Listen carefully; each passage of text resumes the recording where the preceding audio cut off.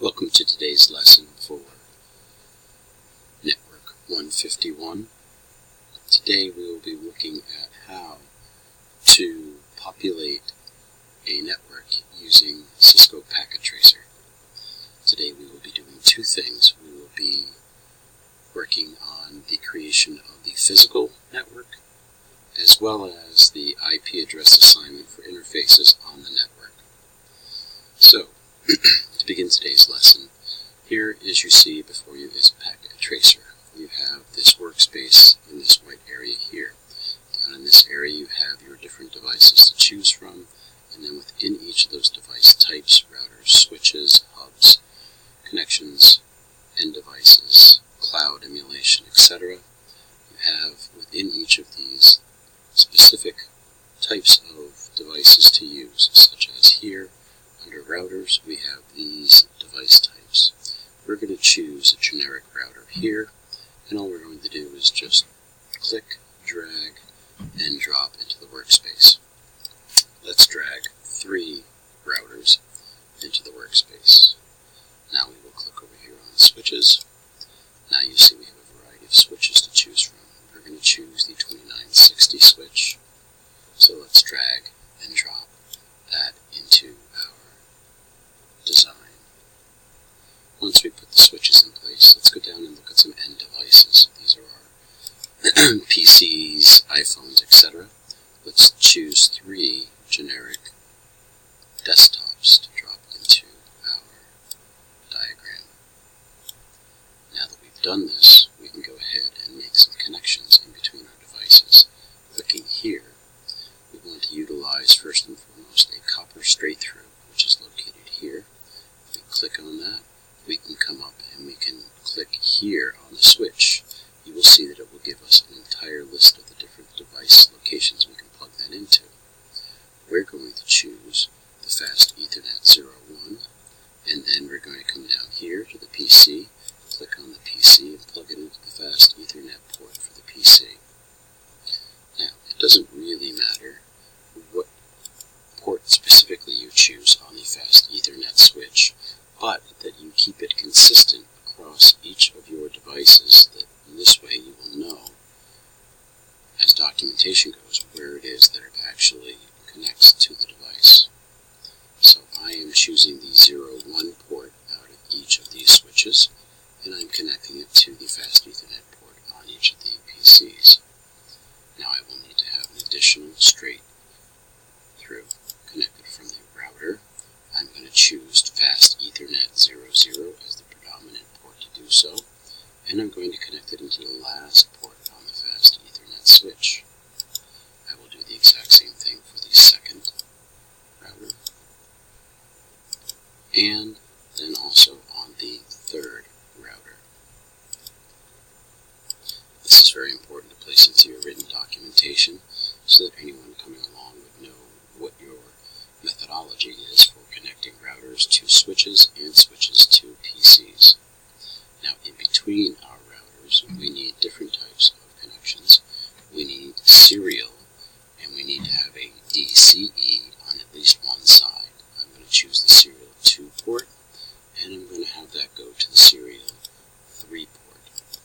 This way, I will now be able to do the exact same thing coming from here, connecting the serial 2 to the serial 3. You can go into options and preferences and choose always show port labels, and this way you will always be able to see the individual port labels that you are in fact configuring or hooking to. Once we have our physical layout established, we need to go into our device by clicking, and that will bring up this type of scenario here that you see, where it shows the physical device view from the back plate. And here, if we go over to the CLI, this is our command line interface. Now, we want to be able to manually configure the router, so therefore we will answer no to the configuration dialog. Press return to get started. We are now in user mode. In order to move into privileged exe mode, we need to enter the enable command. And then we are now in privileged exe mode, and we want to enter into configuration mode.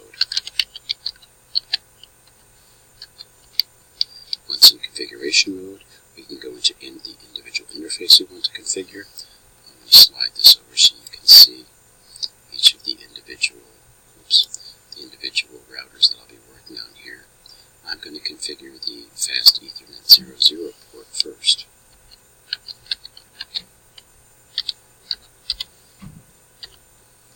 I now enter the IP address assignment,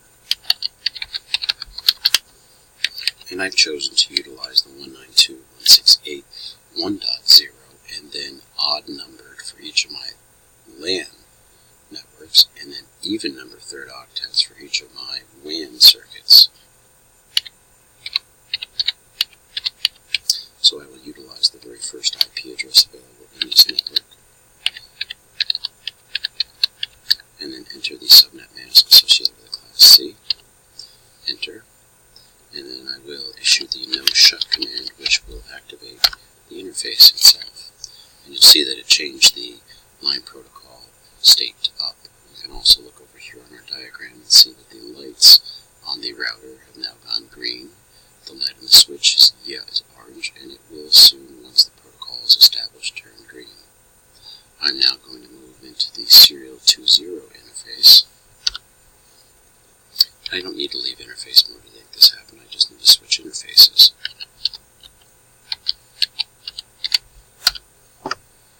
Now, as you can tell, on this side of the link, I have a clock. This means I must also institute a clock rate command in addition to my IP address command. I'm first going to enter the IP address command.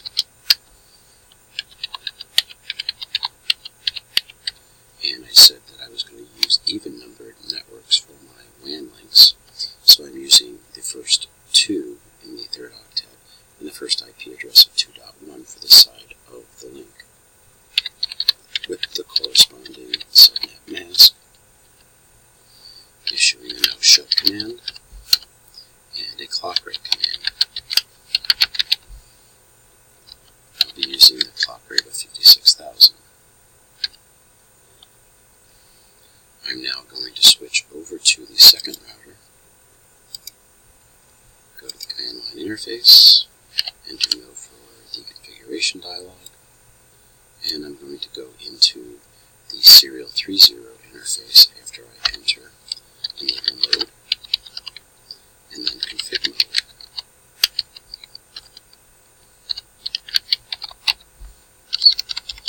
I will go into the interface,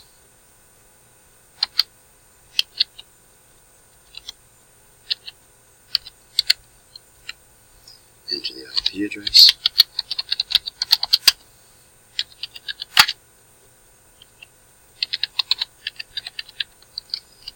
subnet mask, and hit enter. Now enter the no shut command, and you will see that the network link will come up.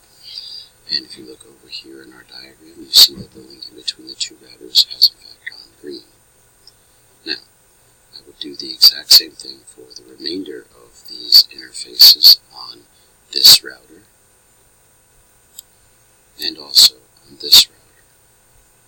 Given the time constraints, though, I will end the lecture here. Thank you very much. If you have any questions, please bring them up in the discussion board. Thank you.